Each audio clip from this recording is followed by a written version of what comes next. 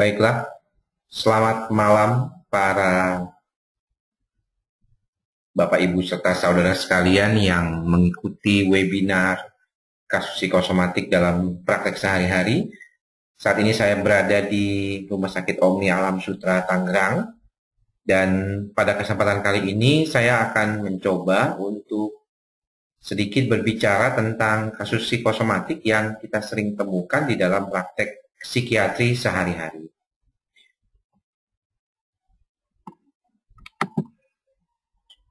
Jadi kalau kita perhatikan, maka sebenarnya masalah yang terkait dengan kasus psikosomatik ini biasanya datang kepada dokter karena keluhan fisiknya.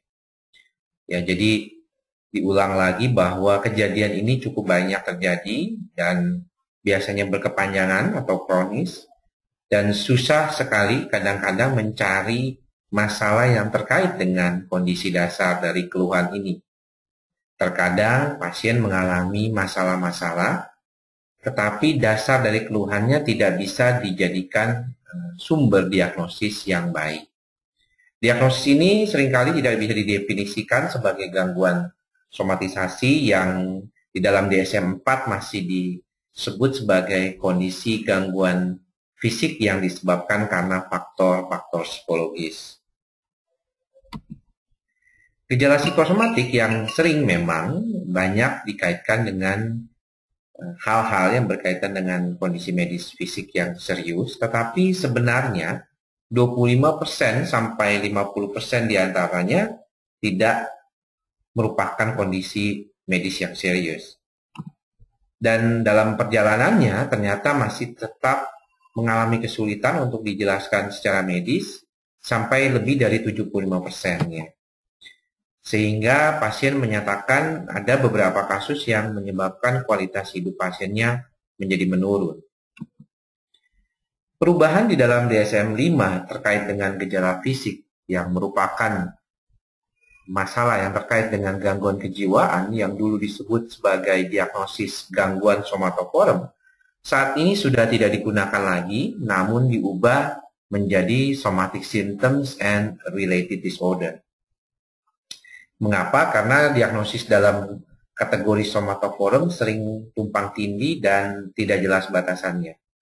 Gangguan somatoform sering ditemukan di pelayanan primer, namun dokter umum dalam hal ini juga sering sulit menemukan golongan yang tepat dan diagnosis yang tepat sesuai dengan DSM-4 sebelumnya. Sehingga pada DSM-5 diberikan label baru, yaitu somatic symptom disorder. Pada kesempatan kali ini saya akan lebih banyak memfokuskan pada kasus-kasus psikosomatik sering, yaitu functional gastrointestinal disorder, pain symptoms, ya, dalam hal ini adalah fibromyalgia dan sindroma kelelahan kronis, serta insomnia. Kalau kita berbicara tentang functional gastrointestinal disorder, maka kita akan menemukan adanya suatu kondisi yang kronis dan berulang dari gejala-gejala gastrointestinal yang meliputi nyeri, mual, muntah, perasaan ingin keluar, ya, seperti ingin muntah, ada diare dan konstipasi yang dihubungkan dengan tidak adanya suatu masalah struktur anatomi maupun kelainan biochemical dari pasien tersebut. Di dalam bahasa Indonesianya ada istilah yang disebut sebagai dispepsia fungsional, di mana terdapat satu dari tanda gejala gastroduodenal berikut ini, yaitu rasa begas setelah makan, cepat kenyang, nyeri epigastrium di ulu hati, dan rasa terbakar di epigastrium atau ulu hati. Kalau kita melihat adanya faktor dari gejala-gejala functional gastrointestinal disorder, maka faktor genetik adalah satu hal yang tidak bisa dilupakan, dibandingkan juga dengan faktor-faktor psikososial, termasuk adanya stres di dalam kehidupan, psychological state, bagaimana coping mechanism, dan social support. Di dalam ilmu kedokteran psikosomatik, dikenal dengan adanya enteric nervous system yang berhubungan dengan central nervous system, terkait dengan fisiologis dari alat organ tersebut, ya, dalam hal ini lambung, terkait dengan mobilitas dan sensasinya. Sehingga gejala-gejala ini akan berkaitan bukan hanya dengan gejala kondisi fisiknya, juga dengan perilakunya. Ketika itu maka akan adanya pengobatan, ya, adanya regular visit to doctors, ya, sehingga kita sering temukan banyak pasien yang mengalami gangguan dispepsia fungsional, mengganti-ganti dokternya, ya, adanya masalah pada kualitas hidup dan fungsinya sehari-hari. Kalau kita melihat dalam penelitian yang dilakukan beberapa kali dari tahun 80-an sampai 90-an, dikatakan bahwa gejala dispepsia utamanya disebabkan lebih kepada dispepsia fungsional daripada kasus-kasus yang berkaitan dengan peptic ulcer ataupun GERD yang seperti banyak ditemukan pada kasus-kasus belakangan ini. Proses diagnosisnya, functional gastrointestinal disorder merupakan diagnosis eksklusi. Artinya ketika pemeriksaan yang sudah dilakukan, baik dalam pemeriksaan anamnesis dan pemeriksaan fisik, serta endoskopi jika perlu, ternyata tidak didapatkan dasar dari gejalanya, maka kita bisa katakan ini merupakan suatu functional gastrointestinal disorder. Di dalam kategori terdahulu, maka disebut adanya dua jenis yang paling sering terkait dengan hal ini, yaitu ulcer-like dan dysmotility-like.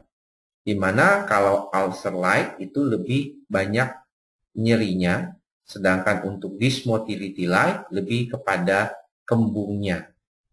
Nah, gejala-gejala ini juga terkait dengan lebih atasnya lagi, kita bandingkan dengan upper GI symptoms atau gejala-gejala yang berkaitan dengan kondisi lambung bagian atas dan lambung bagian bawah, yaitu irritable bowel syndrome.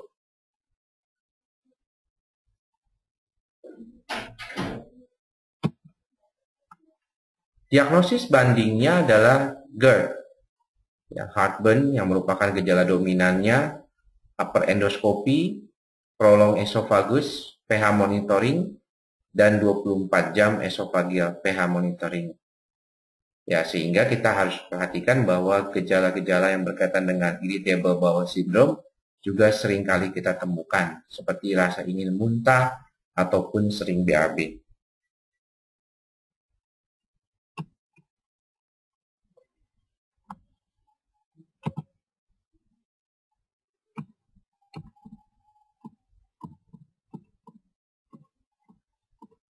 Kita lihat ya, beberapa yang tadi sudah kita lakukan.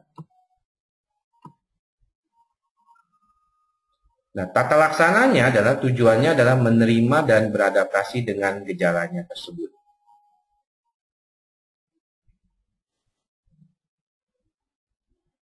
Aspek yang perlu diperhatikan adalah bahwa edukasi pasien dan evaluasi biopsikososial serta diet.